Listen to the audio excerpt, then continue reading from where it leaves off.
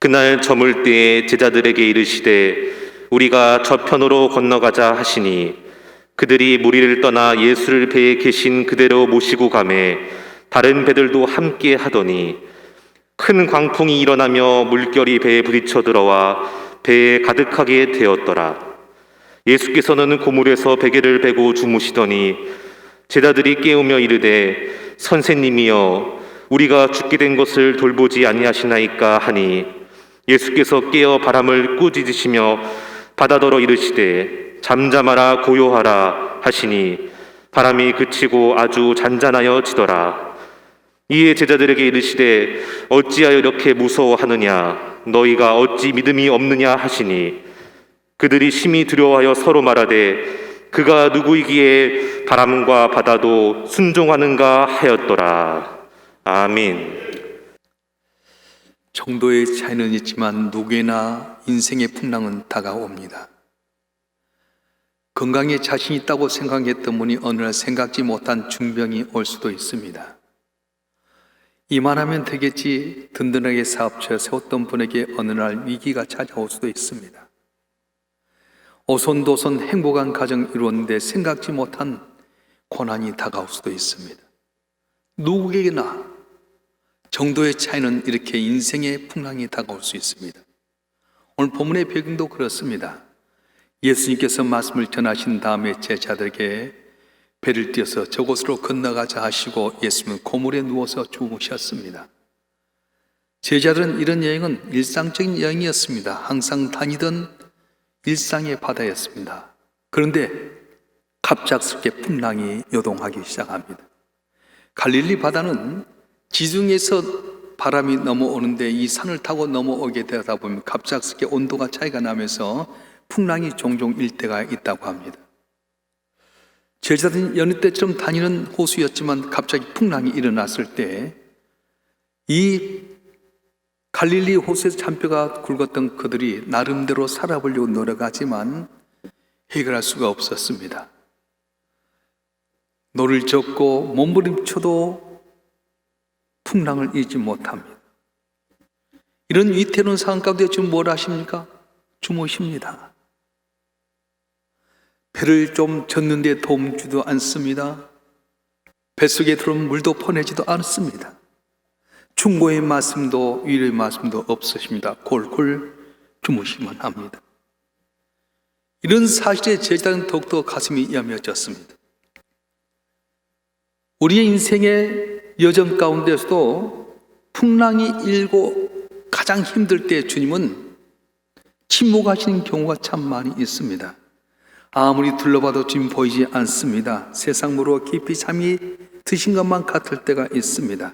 그런 가운데 상황은 점점 더 어려워져서 불길한 생각만 깊어지게 됩니다.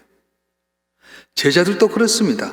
더 이상 자신이 할 수 없는 상황에 이르렀을 때, 이제 끝이라고 생각했을 때 주무시고 계신 주님을 깨웁니다. 주님, 우리가 죽게 되었습니다. 주님, 일어나서 도와주시옵소서. 그럴 때 주님께서는 일어나셔서 바람과 바다를 꾸짖으셨습니다. 바람아 잠잠하라 고요하라 했더니 풍랑이 잠잠해졌습니다. 그리고 이 상황을 잠잠케 하신 다음에 제도 말씀하십니다. 너희가 어찌하여 이렇게 무서워하느냐, 어찌하여 믿음이 없느냐고 질책하셨습니다. 우리가 인생의 풍랑을 만났을 때 가장 필요한 것이 무엇일까요? 믿음입니다. 수없이 우리를 공격하고 방해하는 가운데 그것을 뛰어넘기 위해서는 뭐가 필요할까요? 믿음이 필요합니다. 우리 앞을 가로막히는 장애물과 싸워서 이기기 위해서는 뭐가 필요합니까? 믿음이 필요합니다.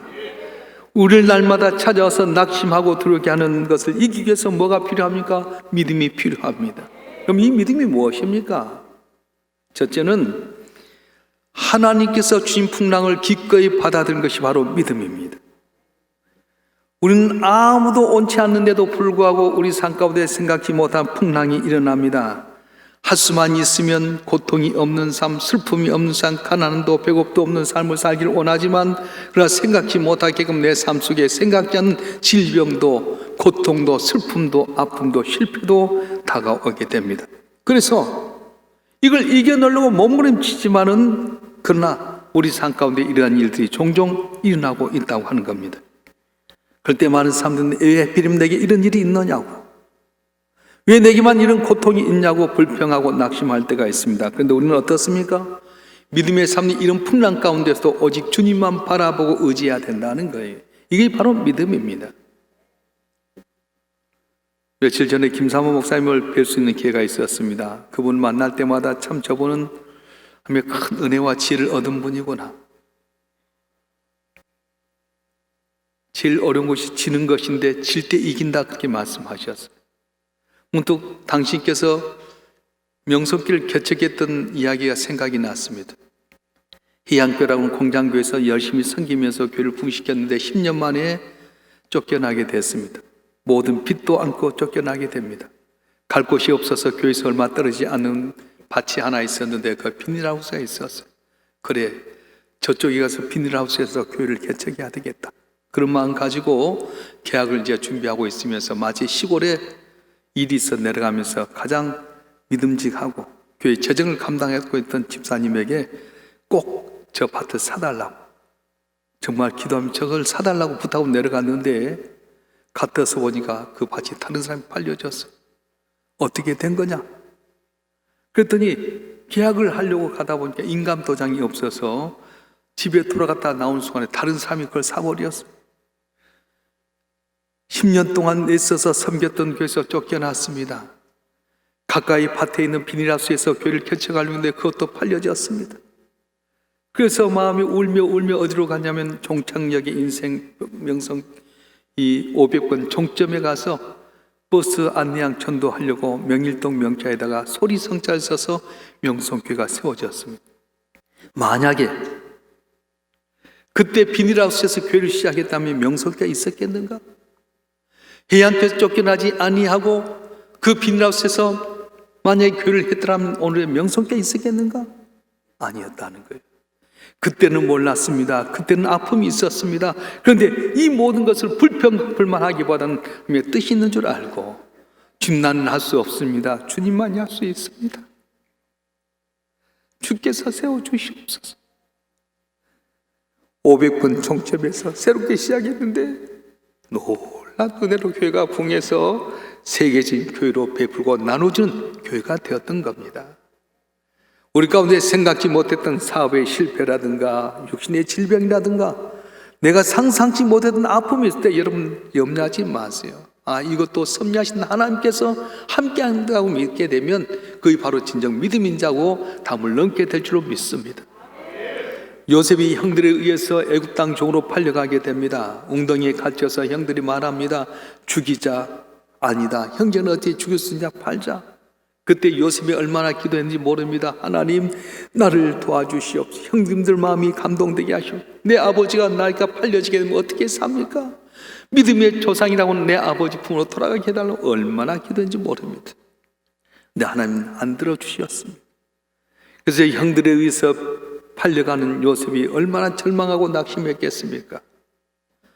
보디발 장군의 집에 있으면서 낙심하고 원망하지 않고 열심히 섬겼더니 억울한 누명 쓰고 지하 감옥에 빠지는 아픔도 있었습니다. 술 맡은 간호장 꿈을 해석해서 나를 이제 벗어날 줄 알았더니 그분도 날 잊어버려서 2년 동안 또 감옥살이 했을 때 얼마나 힘이 들겠습니까? 한 것마다 안 됐을 때 낙심할 수 있었을 텐데 좌절하지 않습니다. 하나님 바라봅니다. 그리고 먼 날 그가 고백하는 겁니다. 형들이 나를 팔았으므로 근심하지 마소서. 우리 민족을 건지려고 하나님께서 나를 이곳에 먼저 보내셨나이다. 국무총리 되기 위해서 하나님께서는 그 기도를 안 들어주셨고 형들이 팔리게 만드셨고 억울한 누명 쓰고 감옥에 갇히게 할 때가 있었다는 것입니다. 사랑하는 성도 여러분, 오늘 우리의 믿음이 어디 있습니까? 이해는 잘 되지 않지만 설명할 수는 없지만 고난과 위기는 하나님의 섭리와 뜻이 있다고 믿고 사는 것이 바로 믿음이라고 하는 것입니다. 이 사건을 통해 나를 더 성숙시키시고 거룩한 백성으로 연단해서 복받기 위한 하나님의 계획이 있다고 말씀합니다. 오늘은 알지 못합니다. 그러나 여러분 삶 가운데 고난이 있고 풍랑이 있을 때 이것 때문에 좌절하고 낙심하고 한숨 쉬지 마세요. 이것까지도 하나님의 섭리하심을 믿고 하나님을 의지하고 바라보게 될 때 하나님께서 당신의 뜻을 이루기 위해서 날 연단하신 가운데 승같이 쓰임받게 하는 귀한 은혜를 베풀어 주실 줄로 믿습니다. 믿습니다. 믿음 무엇입니까? 풍랑을 두려워하기보다는 오히려 하나님을 깨우고 주 앞에 부르짖는 것입니다. 제자들이 겁에 질려서 부르짖습니다. 주님, 우리가 죽게 되었습니다. 왜 안 돌아보십니까? 제자들은 미리 결론을 내리고 죽을 것 같은 비명을 지릅니다. 물론 이런 풍랑 가운데 죽는 사람도 많이 있었습니다. 풍랑이 밀려면 다 두려움이 있습니다. 그런 상황에서 두려워하지 않는 사람은 하나도 없습니다. 그러나 예수 말씀하셨습니다. 어찌 이렇게 무서워하느냐? 무서워하고 두려워하는 것은 올바른 반응이 아니라고 하는 겁니다. 당연한 행동을 여기지 않으셨습니다. 왜냐하면 그 믿음의 반응이 아니었기 때문에 그렇습니다. 예수는 아마 이런 말씀을 하고 싶었을 겁니다. 너는 믿는 자로서, 내 제자로서 남들에게 없는 것을 믿어야 된다. 내가 너와 함께 하겠다는 임재 현상을 믿어라. 어떤 풍랑이 올지라도 내가 너와 함께해서 너를 지킬 것을 믿어라. 그렇게 말씀하실 것입니다. 그렇습니다. 우리가 보통 들으면 반응할 수밖에 없는 그 상황 가운데 주님은 나와 함께 하겠다고 약속의 말씀을 붙들고 나가는 것이 바로 믿음이라고 말씀하는 거예요.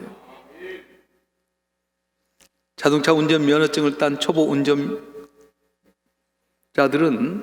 이제 좀 자동차 연수를 하기 위해서 자동차원에서 이제 교습차를 타고 이렇게 나오게 됩니다. 그러면 그 옆에 누가 타냐면 교관이 타고 있어요. 초보들은 악셀을 타는지 브레이크는 잘 모르잖아요. 운전하고 갈 때 브레이크를 밟아야 할 때는 악셀을 탁 밟으면 사고 날 때도 있어요. 근데 누가냐? 옆에 교관이 있어서 그 발 앞에 브레이크가 있어요.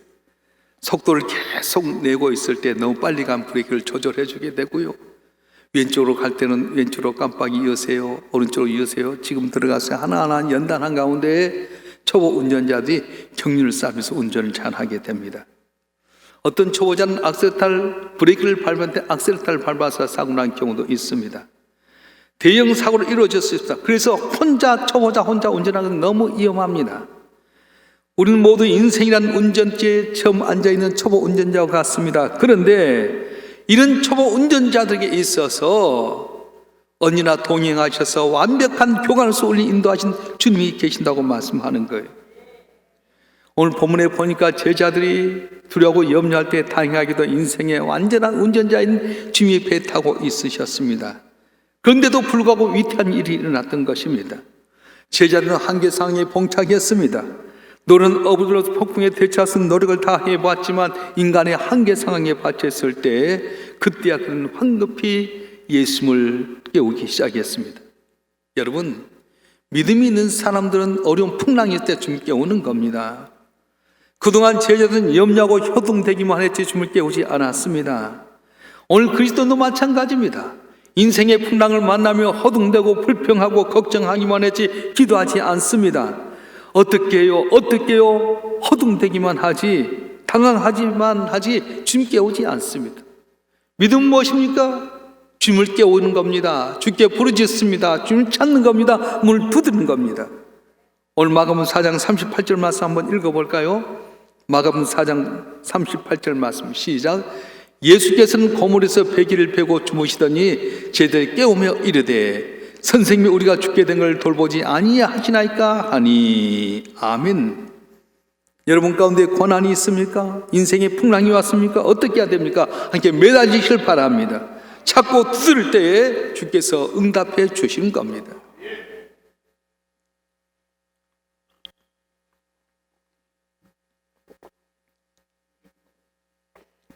마가복음 5장에 보게 되면 회당장 야이로라고 하는 사람이 외동딸인 12살 먹은 딸이 하나 있었습니다. 근데 그 딸이 죽게 되니까 회당장이었는데 예수님 앞에서 부끄러움을 다 개의치 않고 무릎 꿇고 간청합니다. 회당장이 무엇입니까? 그 마을에 제일 으뜸이고 존경받는 분인데 유대인들의 다 지도자는 예수님을 반항하라고 이단하라고 다 멸시천대한데 회당장이 예수님 앞에 나와서 무릎을 꿇었습니다. 간절히 내 딸을 살려달라고 하는 것에 주님께서 감동받아서 옮겨가는데 갑자기 삶에 밀려가던 주님께서 돌아보시면 누가 내 몸에 손을 대었느냐? 아니 주님, 이 많은 사람들이 밀고 가는데 누가 옷에 손을 대냐고 말씀하십니까? 아니다, 내 몸에서 능력이 나갔다. 누구냐?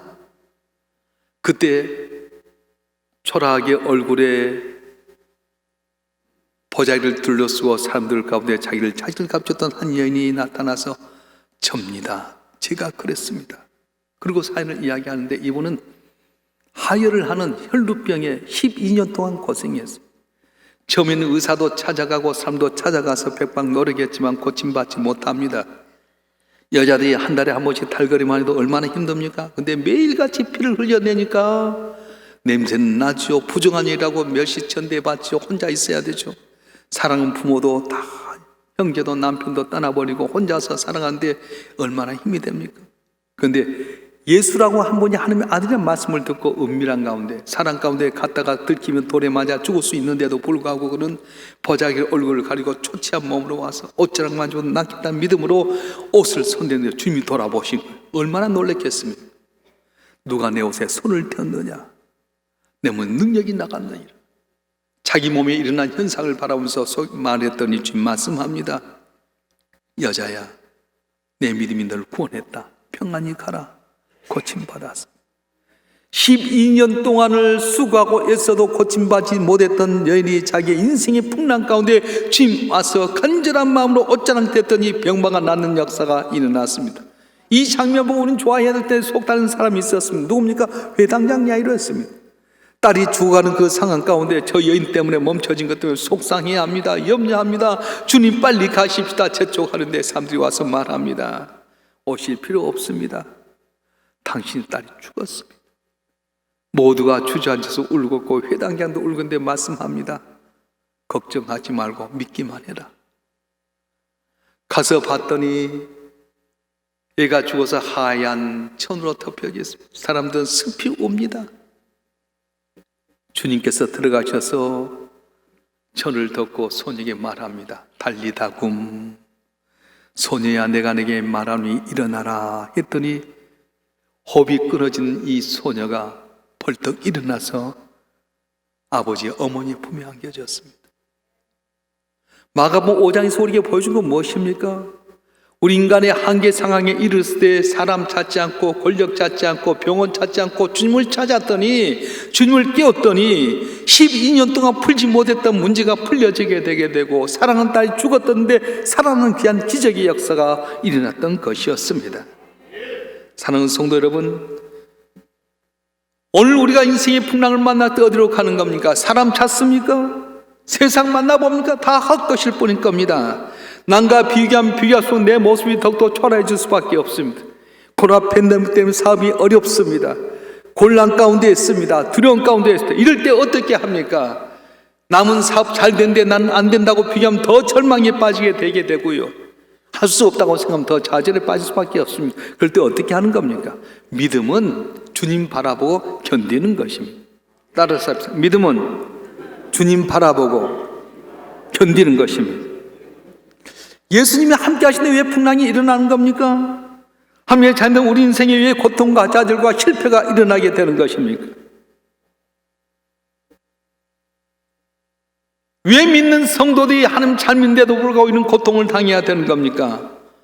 이런 질문에 대해서 우리는 명확한 답을 얻지 못합니다. 그러나 중요한 것은 주님이 주무신 것 같은데도 불구하고 내 곁에 종종 이런 풍랑이 일어나게 된다고 하는 겁니다.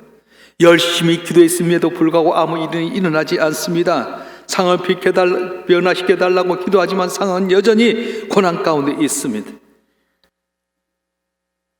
내 모습이 너무 초라할 정도로 주님 외면할 때가 있습니다. 그런데 주님은 그때도 내 곁에 계신다는 거예요. 많은 분들이 예수 믿는 것을 자판기처럼 믿습니다. 내가 필요한 것을 얻기 위해서 동전을 열면 오랑에 나오는 것처럼 믿음을 어떻게 생각하느냐? 내가 건강 얻기 위해서 주님 앞에 나서 기도라고는 동전을 열면 건강이 회복되게 되고, 물질이 어려울 때 기도라는 동전을 여서 기도하면 물질이 얻게 되게 되고, 또 쓰물이 인생이 있다면 기도라는 동전을 이어갖고 쓰물이 단물로 되고 그걸 원합니다. 그런데 자판기 인생처럼 하나님께 기도했는데 다 되던가요? 안 될 때 어떻게 합니까? 그때 낙심하고 좌절하고 절망하고 야단하게 됩니다. 여러분, 주님 앞에 기도했음에도 불구하고 아무 변화가 일어나지 않으면 어떻게 하는 겁니까? 주님께서 주무시면 어떻게 하는 겁니까? 사람들은 대부분 주님을 이해하지 못합니다. 사람들은 대부분 주님의 침묵 앞에 매우 힘들어합니다. 그러나 믿음은 이럴 때도 견디는 거예요. 믿음은 말합니다. 주님 침묵할 수도 있다. 응답하지 않을 수도 있다. 주님 주무실 수도 있다. 그럼에도 불구하고 주님은 내 곁에 계심을 믿어야 된다고 말씀하는 거예요. 주님께서 오늘 또 우리에게 말씀하면 어찌 너희 믿음이 없느냐 말씀하십니다. 풍랑이 일 때는 정말 믿음이 필요할 때입니다. 능동적으로 믿음을 보여야 합니다. 실패와 좌절과 절망 가운데 우리 믿음이 약하지 않도록 주님 바라보고 주님 의지하고 주님께 시선을 돌려야 한다는 것입니다. 오늘 38절 말씀에 보면 중요한 포인트가 있는데 우리 한번 읽어볼까요? 마가복음 4장 38절 말씀 시작. 예수께서는 고물에서 베개를 베고 주무시더니 제자를 깨우며 이르되 선생님이여 우리가 죽게 된 걸 돌아보지 아니하시나이까 하니 예수께서 고물에서 베개하고 주무시더니 말씀하셨어요. 출발할 때부터 예수는 그 배에 계셨습니다. 풍랑이 일 때도 주님 계셨습니다. 제자들이 결게 노를 절 때도 주님 계셨습니다. 단지 제자들이 깨닫지 못했을 뿐이지 주님 그곳에 계셨다고 하는 것입니다. 예수님과 우리 사는 어떤 공동체입니까? 한 운명 공동체라는 거예요. 나 때문에 멸망당할 수밖에 없냐. 예수님 나에게 계시면 예수 때문에 나를 틈타지 못하게 합니다. 내가 망할 수밖에 없는 위치에서도 예수님 나와 계시면 예수 때문에 내가 멸망되지 아니하고 실패하지 않고 죽지 않게 된다고 말씀하신 거예요. 출애굽의 사건이 뭘 말하는 겁니까? 죽음의 그림자가 애굽 땅을 지나가면 바로든 국방장관이든 재벌이든 누구나 다 거기에 첫 번째는 죽어가게 되는데 이스라엘 백성들 말씀하여 어린 양을 잡아서 그 피를 문설주에 발리면 내가 그거 넘어가리라 말씀하셨어요. 이스라엘 백성의 능력이 있어서가 아닙니다. 힘이 있어서가 아닙니다.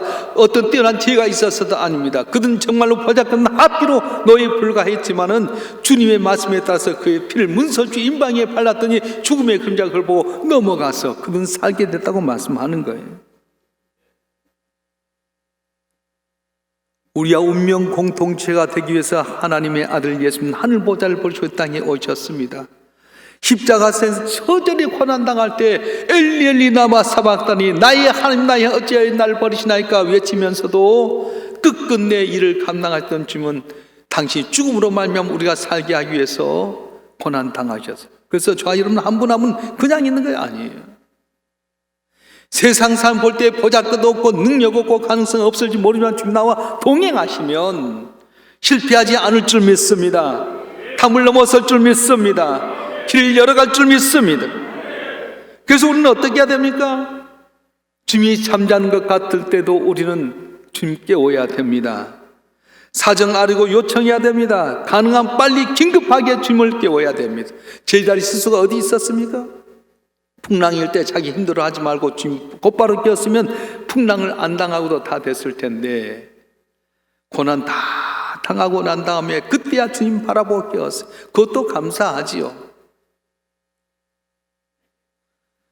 여러분 가운데 어떤 풍랑을 만났습니까? 육신에 감당치 못할 질병입니까? 물질의 곤란입니까? 삶에 상처받은 것입니까? 여러분 행복해야 될 가정이 너무나도 방향을 알지 못할 정도로 어려운 가운데 있습니까?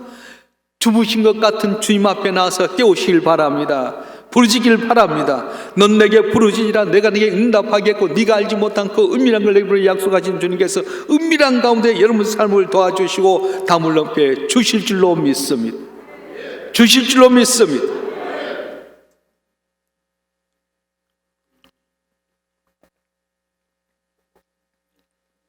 믿음은 예수님과의 관계를 우선시하는 겁니다. 예수는 상황보다 관계가 우선이라고 말씀합니다. 삶에서 일어난 모든 사건의 해답을 이해하는 것보다는 우리가 누구에게 속했느냐가 더 중요합니다. 왜 하나님께 이 풍랑을 주셨는가 아는 것보다도 허락하신 하나님께 자신을 속에 있는 것을 아는 것이 더 중요하다고 하는 거예요. 그래서 예수님께서 말씀하십니다. 어찌하여 내가 무서워하느냐? 너희 믿음이 어디냐고 꾸짖습니다. 풍랑에만 관심 갖느라고 주님과 나의 관계를 잊지 않고 있느냐? 물어보는 겁니다. 유명한 설교자 마틴 로이드 존스 목사님은 예수님은 제자리에 실제로 일말을 기대했을 거라고 말씀합니다. 주님, 거센 풍랑과 높은 파도 그리고 세찬 바람이 보입니다. 두려움과 공포가 저희를 사로잡으려고 합니다. 그러나 예수도 이 모든 상을 보고 계십니다.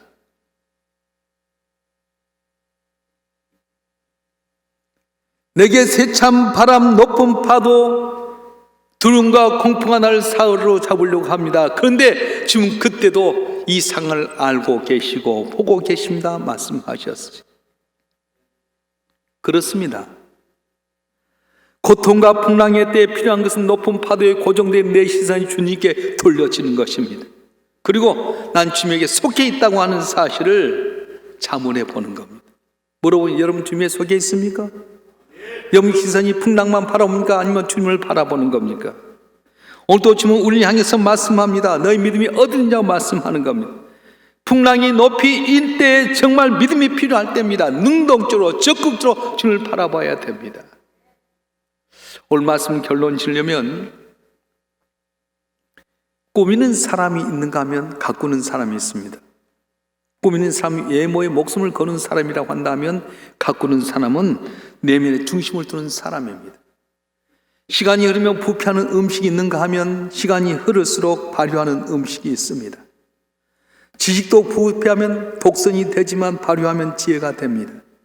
삶도 그렇습니다.